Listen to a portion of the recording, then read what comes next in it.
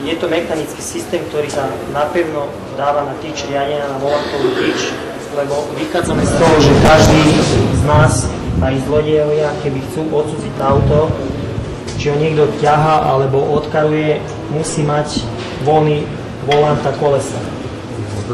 I tým pádom, keď zamkneme ZR, keď príde zlodej, zamkne, otočí volantom, tak mu zaskočí klin, ktorý vydrží niekoľko tón a tým pádom nie je možné vykrútiť kolesa ani volant a s tým vozidlom sa nedá ani odísť, ani vytlačiť, ani tlačiť zozadu. Je naštartované vozidlo, ale nevytočí kolesa.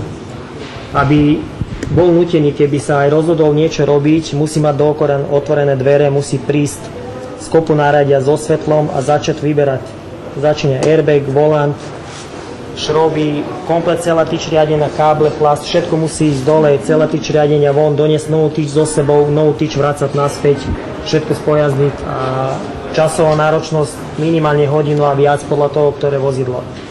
To je nepriateľný čas pre nejakého zlodeja aut, lebo čo není do pár minút, tak pre nich zaujímavé není. Jednoduchšie je prísť, odísť nejakým iným vozidlom, ktorý je menej chránené alebo vôbec neuchránené. Je to systém, ktorý spolu konštruktor toho systému je bývalý špičkový zlodej aut, ktorý sa veľmi dlhú dobu čudoval, že nikto nezamkol tyč riadenia, alebo bez tyče riadenia, bez volantovej tyče, ktorá je najpodstatnejšia, čo sa týka vykrútenia, není možné odísť.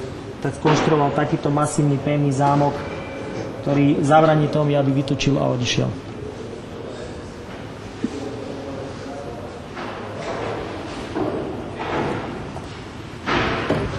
Vnútro zámku je urobené tak, že je špeciálny dutý kľúček k tomu, ktorý má rôzne kombinácie po celom obvode, po celom plášti kľúča a obmedzuje a zabraňuje tomu, aby zlodej alebo barkdo iný donútra dal buď lámač, šrobovák alebo vrtak rôznych tvrdostí materiálu. Jednoducho nenapchá donútra nič, nezlomí, nevyťahne to von.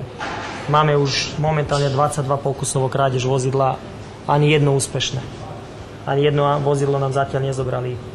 Je možné prísť, naložiť to, ale jednoduchšie je prísť na vozidlo, ktoré nemusí nakladať a odísť po svojich. Odomýkanie, zamykanie je pár sekúnd. Už je odomknuté, môžeme krútiť, môžeme karovať. V prípade, že chceme to zamknúť, už je zamknutie. Keby náhodou príde zlodej, trošku pohne volantom, zaskočí mu klin, ktorý vydrží, opakujem, niekoľko tón a už je nemožné, aby barákom silom, aby toto celé vytočil. Keby tak zlomí celé toto vnútro, alebo sa mu zlomí volant, ktorý zostane následne v ruke. Ukážeme na ukážke, či je to pravda alebo nie. Je to kombinácia mechanického a elektronického prepájania. To znamená, že keď je systém ZR v zamknutej polohe, odstavujeme štarter, takže nie je možné naštartovať, kým je zamknutý. To znamená, bezpečnosť cestujúcich je prvorada, musí ho najskôr odomknúť, tým pádom, keď ho odomkne, je už spojazdený štarter zo spínacej skrinky, takže je možné aj naštartovať len v odomknutom stave ZR. Veľa ľudí, ktorí si dávajú na montážku, nám sú radi, že je není naštartovať, ale čo sa týka zlodejov, my sme si vedomi toho, že výtrhnú plasty spoja napriamo, naštartujú behom pár sekúnd, ale nás viac menej nezaujíma štartovanie, nám ide o tú mechanickú zábranu, že on síce má naštartované vozidlo, ale nevytočí kolesa. O tie kolesa ide, nejde o štartovanie vozidla. Je odomknutý ZR, volant je voľný, tým pádom je možné točiť volantom, tým pádom aj kolesami. Ukazujú, že plný ľavý a pravý sa dá robiť. Teraz systém ZR zamyká. Teraz je systém ZR zamknutý a je vidieť, že tým volantom nie je možné ani krútiť.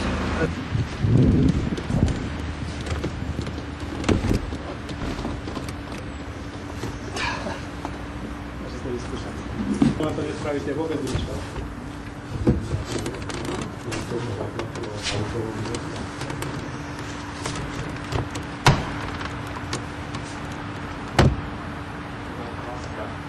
Pleky, ja vám ukážem, ktoré pleky sa zaujímajú. Montujeme to von a potom môžete vidieť asi v ruku. Prechytli si nás pustí ešte. Spínačka zamknutá, originál, tak by sa prikryvala takto. Ten pleky teraz ako kôčka. Skrútla sa, poškodil sa celý plechový úchyt. Ostal funkčný a ďalej.